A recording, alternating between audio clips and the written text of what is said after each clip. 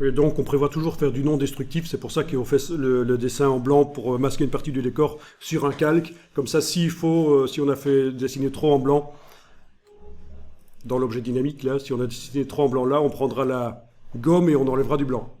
Voilà. Fichier fermé, voilà. Je reviens à l'image sur laquelle on est en train de travailler.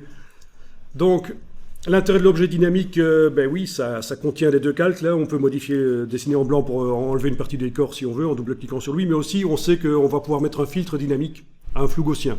Donc là, je vais reprendre l'enregistrement du script. Je clique sur la petite boule rouge. Voilà, ça enregistre. Et filtre, flou gaussien. Filtre, flou gaussien. Ok, j'ai même pas besoin de régler. On voit que la voiture devient floue, un peu. Le filtre de flou gaussien est là. Voilà.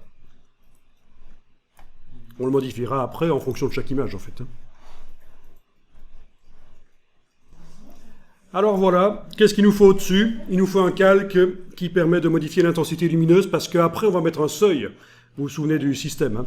Donc, on a toujours bien l'objet dynamique qui est activé là. On va aller demander ici, par exemple, dans le menu de la palette calque, nouveau calque. Ne cliquez pas sur le bloc de feuille là, ou alors si vous le faites, enfoncez Alt pour avoir les options de la création de nouveau calque. Donc soit c'est Alt-clic sur le bloc de feuille, soit c'est dans le menu ici de la palette des calques, nouveau calque.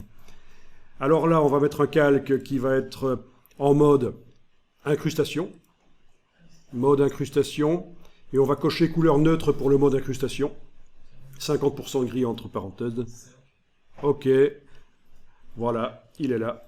Parfait. Donc ça, c'est bien enregistré. Alors parfois, dans la palette des scripts, quand on regarde le détail, on ne comprend pas toujours à quoi ça correspond. Ici, ça paraît encore assez clair.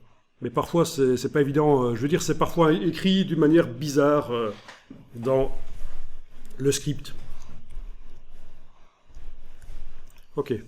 Donc, je continue l'enregistrement. Après, il faut mettre un calque de réglage de type seuil. Donc, dans le bas de la palette des calques, vous pouvez par exemple aller chercher le seuil. Seuil, voilà. Voilà, ben, écoutez, le panneau propriété, je peux le fermer là. Voilà. Ça ne s'enregistre pas dans le script que je viens de fermer le panneau propriété. Ok, donc on a le calque de réglage de type seuil qui est là. Parfait.